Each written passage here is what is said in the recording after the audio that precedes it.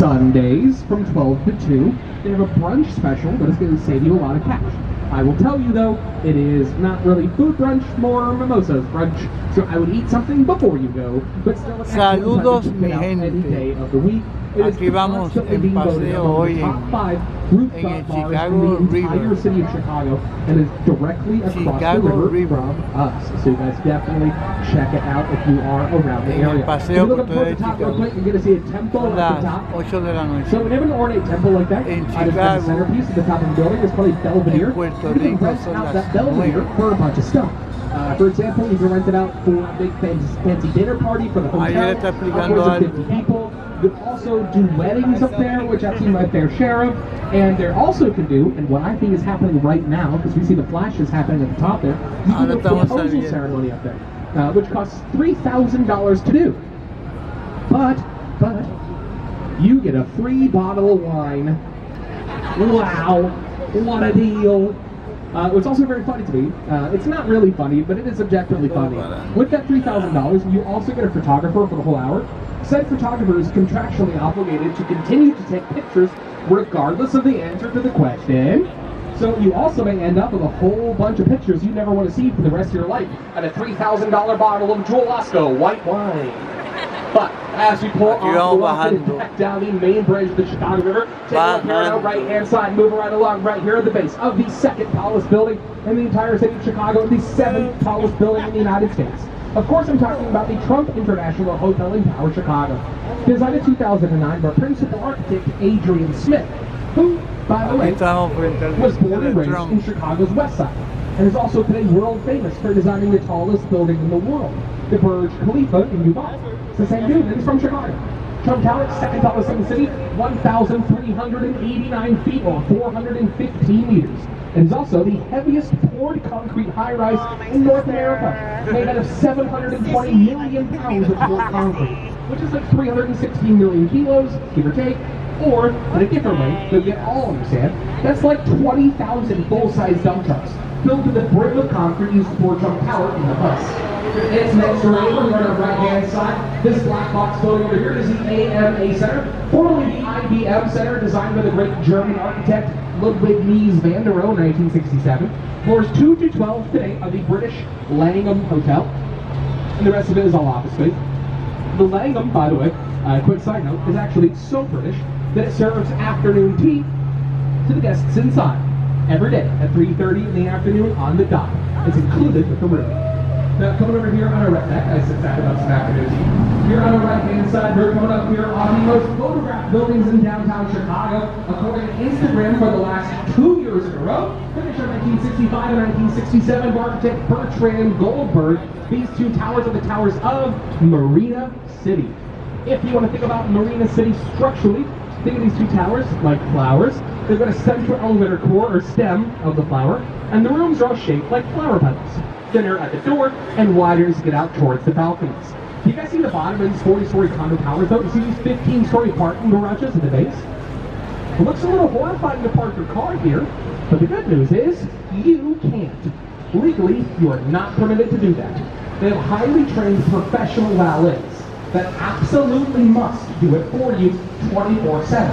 Because of that, thankfully, knock on wood, nobody's thrown off of it on accident yet.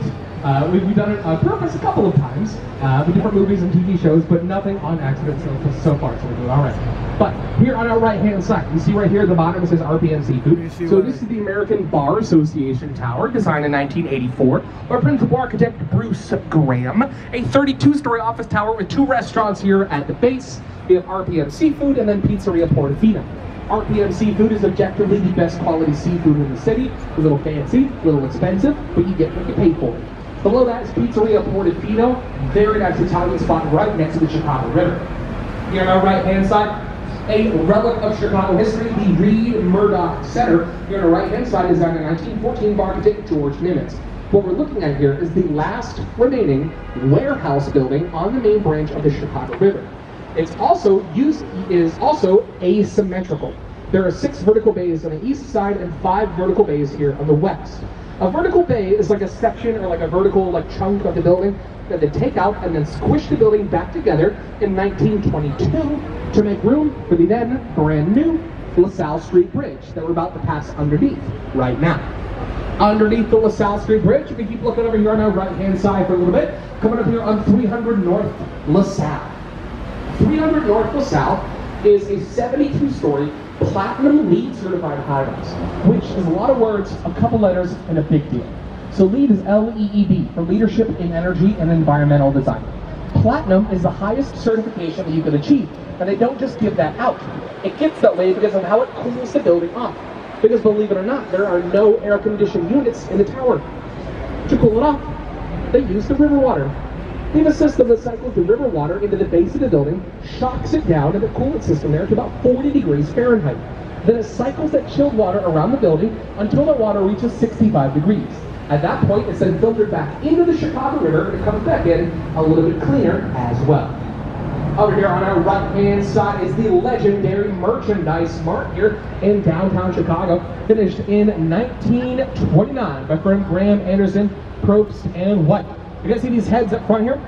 These are the heads of famous Chicago merchants like Montgomery Ward and Marshall Field, facing towards the Merchandise Mart.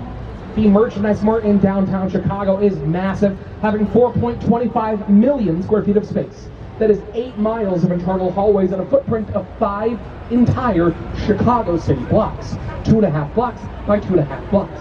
Make that the second largest limestone building in the United States, losing to the Pentagon. And the second largest building in the city of Chicago by square footage, losing by a very small amount to the Willis Tower, / the Sears Tower, / as we all know, the Sears Tower. But on the inside of the Merchandise Mart, again, 4.25 million square feet of space all around there. Now it's for like corporate wholesale, so like if you get a new office tower, you're gonna buy a whole bunch of desks all at once, you go to the Merchandise Mart for it. But here on our right-hand side is an area of town called Wolf Point. By the way, that police boat that we just passed, so that's the third one that I've seen in a row. Every single time that we had somebody pulled over on the river, so it's really nice to see the police department kick the butt out here on the river. That's fun. So here on the right, so we have this area called Wolf Point. So Wolf Point has been undergoing a lot of renovations since like 2017. So we see Wolf Point East here in 2017, which came up here. 70 stories, mixed residential. You have condos and apartments on one tower, which is always nice to see. A little bit of hangout space for the folks on the bottom 3 floors there, for the rest of the folks up top. Here on our right-hand side is the Salesforce Tower, finished in 2022, so very new down here. 80 stories tall, 912 feet, all office space. Here on our right with the archway at the base of the curved blue glass facade, that is River Point. River Point, another one of our green buildings, this one made out of 60% recycled materials, giving it another highly coveted platinum LEED certification. Now the national office headquarters for Morton Salt. But up here on the right, the building that I'm sure we're all looking at right now, the one that looks like it's built upside down, this is 150 North Riverside Plaza. Finished in January 2nd, 2017. It is 54 stories. In this case, about 752 feet. Those are some very tall floors. Inside the top floor, we can't see from down here, but inside the top floor, there are 4 metal boxes that are filled with a combined total of around 200,000 gallons of water. With me so far. These boxes at the top will have this 200,000 gallons of water inside. And these boxes with the water inside sit on top of a movable computerized track that can determine any amount of wind sway or motion from the top of the tower and automatically make minute adjustments to those boxes of water to shift on the floor against the sway. And the counteracting sloshing motion of the water inside the boxes against the sway will counteract the weight of the sway exactly. That is called a mass damper system. Specifically, that is a tuned mass damper system. Tuned means it's controlled by something automatic, like a computer, is not entirely gravity dependent. But here on our right-hand side, we're coming up on 100 North Riverside, the old Boeing headquarters, built and designed on top of the railroad over here in 1990. Boeing moved in 2003. They were here until 2022. They recently moved out. A lot of the space still pretty empty. Architecturally speaking, you know, something interesting is happening. So you guys see here on the steps, on the corner, on the other side of the wall from the steps on the corner is the switching track for Union Station that runs right underneath it here, one of our 2 major train stations. The most important rule when you're building on top of a railroad like this is that no matter what, you cannot obstruct a switching track. So in order to build on top of it like this, they had to get a little creative. I hate to ask you guys to do this, but for the only time in the tour, I'm going to ask you to turn around. If we look back to our right, at the top of the Boeing headquarters, you're going to see a large steel X on the top. That is one of 5 called wide horizontal trusses. What a truss does, what its job is to hold weight. So think of them like 5 fingers of a giant hand that reach out, pinch that corner where it says Boeing on the corner, and then hoists all the weight up into the fingertips, as opposed to poles into the ground called caissons that go down into the bedrock. It's held up on the south end of the tower via those 5 identical horizontal trusses. Real quick before we pass it, 2 North Riverside Plaza, finished in 1929 by firm Halliburton and Root, was the first building on the South Branch here built on top of the railroad rights in 1929. Take a look here on our left-hand side. So we're coming up here on the Chicago Mercantile Exchange Center here on our left. Designed in 1979 by architects Fujikawa and Johnson. 2 40-story office towers with an 11-story connector piece that used to be the trading floor. These 2 towers, when they first came up, had a massive design flaw that the engineers accidentally overlooked, which caused the towers at first to be way too top-heavy. And they started to bend away from each other into this big giant V shape, which is exactly what you're thinking. Terrifying. So to fix that, as an emergency countermeasure, they had to take every floor from the 11th to the 30th out of 40 and stagger 19 floors of those towers towards the opposite tower, 1/8 of an inch, a little bit more, each floor going towards the other tower. So in essence, the weight for the bottoms would pull the tops together, balance them on top of themselves, fixing their problem by changing the tower's center of gravity. Here on the left-hand side, part of the Hartford Plaza, we have Hartford 1 here in the corner in 1972. It's got this concrete cage on the outside, gloss of this really nice white marble veneer, but it is concrete behind that. Designed in the early 1970s in the midst of an energy crisis happening in the city, and the concrete cage helped alleviate 2 of those problems by number 1, providing some extra shade in the summertime, and number 2, generally just kind of making it easier to clean the windows because the window washers just have to walk around the cage and clean it off manually, although tethered to it so they don't blow off. Here on our right-hand side, coming up on Gateway Center 3, now home of the Fifth Third's Bank Center, used to be home to the Mid-America Commodity Exchange. On the outside of Gateway 3, you have what's called precast paneling. So precast just means replaceable. So if any of these panels are ever damaged, think like giant architectural granite Legos, right? So if they're ever damaged, you just pop them off and then replace it with panels of the same shape, material, or color. Or you could do that to change the look of the building, which is exactly what they did in 2015. Pick up the bottom 2 floors, the original gray, but replace the other 38 floors with a stark ivory white to help it pop out a little bit more. So as we turn around here on the South Branch of the Chicago River, making our turn here, we're waiting for this smaller recreational boat to pass. As we do, I want everybody to look right up here at me. Hi, how are you? And then right up here behind me, because we're right here at the base of the tallest building in the entire city of Chicago.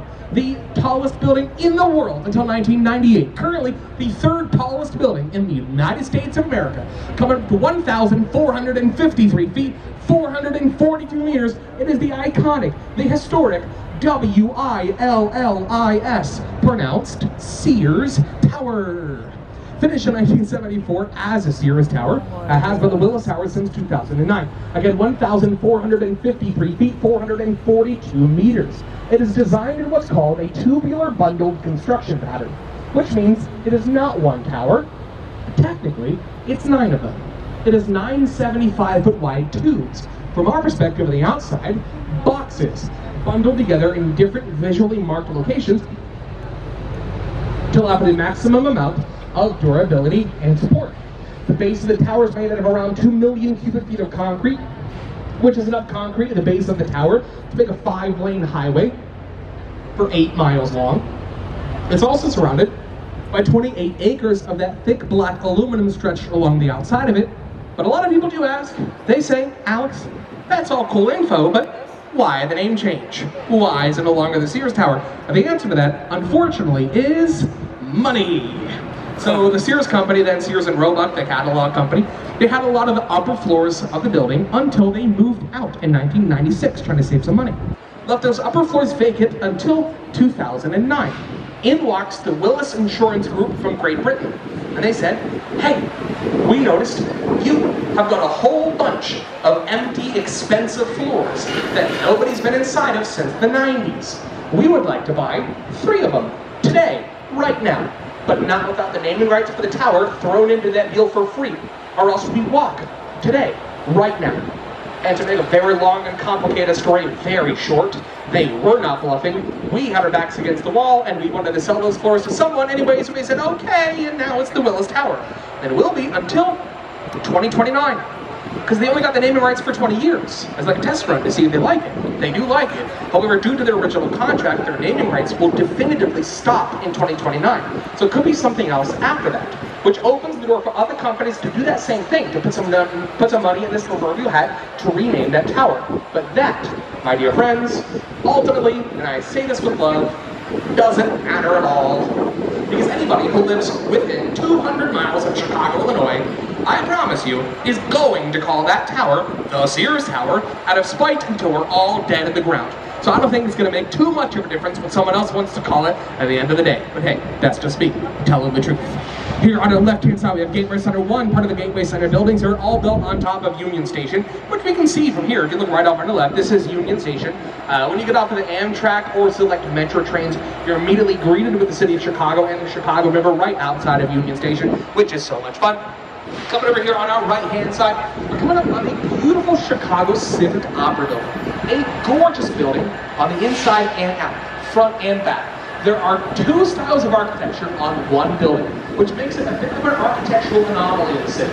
So on the back here, we have this Art Deco, right? Strong vertical lines, geometric ornamentation, setbacks, limestone, and built between 1920 and 1933. Checks all those boxes a la Art Deco. We have these hand-carved theater mask motifs on the corners and underneath all the windowsills. And if you see on the back, it pretty uniquely spells it out for us. It says, Civic Opera Pavilion. Figures.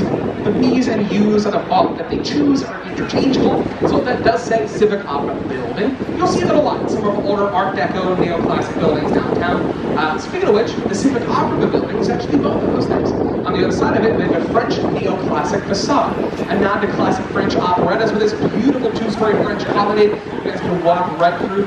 Definitely worth your time to check it out. But here, if you can also peek right inside, catch a glimpse of that jaw-dropping 3,500-seat auditorium for the Chicago Lyric Opera, who's been inside of there since 1955. Here on our right-hand side, we're coming up on the gate, over here on our right-hand side, the new Bank of America Tower. The new Bank of America Tower finished in late 2020, so very new down here. 53 stories, 707 feet. The base of the tower is designed in the same general size and shape as the building it replaced. It's called 110 North Backer Drive. Little 6-story office building down here. Not too much to write home about, but when they demolished it to make room for the new one, they decided to design the base in the same general size and shape of what was here before it, just to pay homage to the land before it. So coming up here on the right-hand side, we're coming up on a very important piece of land in the city. And I say that with all sincerity, truly. Not a lot of Chicagoans really know the importance of a little piece of our own backyard here on the South Branch of the river. It's not the Starbucks. We have plenty of those, I promise. But we're looking at these 2 red brick buildings at the corner. So it's the one in the middle in 1902, and the add-on, which is added on the corner in 1922. Both buildings kind of collectively Frankenstein together to make what is the Great Lakes Building. The Great Lakes Building is not anywhere as important as the land that it sits on, because it was right here in this spot in 1860 with a temporary building called the Wigwam. Inside said wigwam, we have the 1860 National Republican Convention, which is where we nominated Abraham Lincoln to run for the 16th President of the United States, right over there. He actually only won that nomination over there by 2 votes. The state of Ohio changed their mind at the last second, which called for a recount, and then he won the nomination here by 2 votes. So if you're from Ohio, thanks for that one. Now, we are starting to head back down the main branch of the Chicago River, making our way downtown, walking fast, faces past, we are homebound. Here on the right-hand side, with the curved green glass, this is 333 West Wacker Drive. Architects here, Cohn, Pedersen, Fox. The year is 1983. The curve of the green glass here represents what you call contextualism in architecture. Contextualism is whenever the shape of a building is inspired by or is in context with the shape of the land around it. In this case, it's inspired by, or in context with, the shape of the Chicago River around the junction. Its next door neighbor up here on the right-hand side is 225 West Wacker Drive. Also closed housing box. A little later though, 1989. There's a lot of bridge themes on the building, I'm going to tell you right away. It's a little hard to see at night, but in between the windows, you see those gray steel panels. They have the same type of bolted steel on those gray panels like they do on all of the bridges that we passed underneath so far today. The whole roof of 225, if you keep your eyes on the roof as we pass, notice the entire roof of 225 is designed in the shape of a bridge, with two raised end pieces and the lower tip in the center. There's also a bridge-shaped connector piece between the two towers up at the top facing the river. Now all these bridge beams are put into place because it's built between a couple of bridges. And as you may have noticed, we've got more than a couple of bridges in Chicago. In total, we have 53 objects that are defined as a bridge. Of them, 38 are openable operational drawbridges. 38 openable operational drawbridges is the most in the country, second in the world, losing only to Amsterdam, and losing by a long shot, I might add. But we still open up these bridges May and November, Wednesday and Saturday mornings. But since the introduction of the Chicago Riverwalk in 2016, recreational boating on the Chicago River statistically has tripled. So we've added more time to get more boats out onto the lake. So we've extended the time now to include the 2 weeks before and the 2 weeks after, May and November, to offer extra time for extra boats. 32 times a year we open up these bridges. They operate what is called a bascule trunnion drawbridge system, which is really just a bunch of fancy motors for counterweight. 8-ton counterweights cranked up by 108 horsepower motors. They're cranked up both sides of the bridge simultaneously, or one side individually, really just kind of depends on the need for it. Usually it's the one side, but recently since we've got a lot of traffic running in, but here on our right-hand side, speaking of the Riverwalk, you see it right here on our right. Every section of the Riverwalk is called a room, and every room is a theme. The theme for this room is to cool off. So we have these water fountains that come out of the ground, boat rentals, and this awesome gelato shop over here. Nice place to cool off on a hot summer Chicago day. Also along the Riverwalk, you have places to relax. At the Riverside Theater coming up, those are the seats, and we are the stage. There's also the most popular part on the Riverwalk is the Chicago City Winery. Definitely worth checking out. There's restaurants, coffee shops, boat rentals, kayak rentals, all this fun stuff. If you walk all the way from the junction to the lake without stopping, there's so many openings to see along the way. Make sure you guys check out the Riverwalk while you guys are here. Here on our right-hand side, the blue glass high-rise here in the corner, this is 111 West Wacker Drive, commonly referred to as just 111. At the bottom left of 111, you see these white letters. They say Flight Club. It's like a darts bar, which is a ton of fun, by the way. If you're looking for something fun to do in the group, they're actually very accommodating to large groups as well. But if you look halfway up, and then that 3/4 of the way up, see this indentation inside the building. I think that's called a reveal. Now, typically, the reveal is designed to reveal something very super specific. If you want to let them know it's designed to be more of a general reveal, is that you see inside of it on the street. But here on the side, also normally as a property has on the board, and so it's a front here. Ahí le están diciendo a ese que se mueva. La bocina. You'll see Greek if you look at the top, the temple up at the top there, modeled after the Parthenon, and then Roman at the base with the columns and archways by the windows. Speaking of columns, up here on the right, this black and gray granite building here, designed as a column within a column, is 35 West Wacker Drive, better known as the Rio Granite Building, home of the Rio Granite Advertising Company.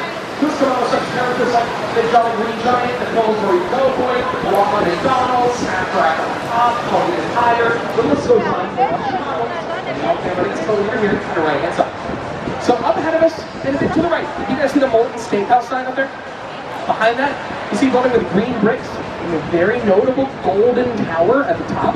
That is the Carbide and Carbon building, designed in 1929 by the Burnham brothers, the sons of the very famous Chicago architect Daniel Lee.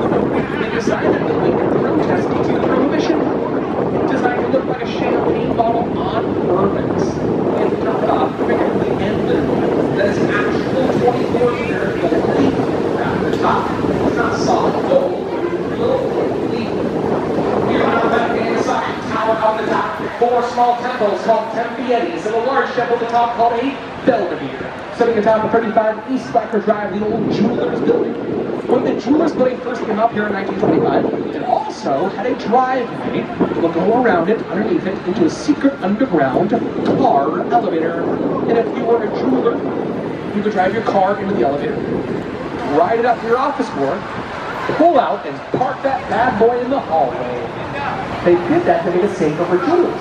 So that way, they didn't have to leave their car in the middle of Gangster or Chicago with pockets full of diamonds, and also Al Capone and all his friends outside at the same time. Here on our right, in between the Royal St. and the London House Hotel, as a thin skyscraper sandwiched in time, the old Mather Tower. Finished in 1929, originally supposed to be 2 towers, but the second one fell victim to complete depression.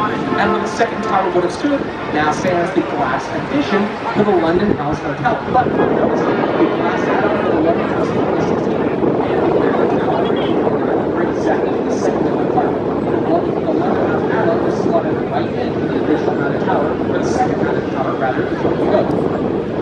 Over here on the left-hand side, we're going to see, not the regular building, we're going to talk about that last, because we'll get a better view from the inside, but up there on the left, we're going to see, coming up on the other side of the bridge, up ahead of us on the left-hand side, that beautiful Gothic cathedral-esque dock with those 10 flying buttresses up to the top center tower like that, which has helped stabilize and support the top center tower. That is the Chicago Tribune Tower. Now, the Tribune Tower was designed in 1925. It was the result of a nationwide competition held in 1922 to design the most beautiful office tower in the world.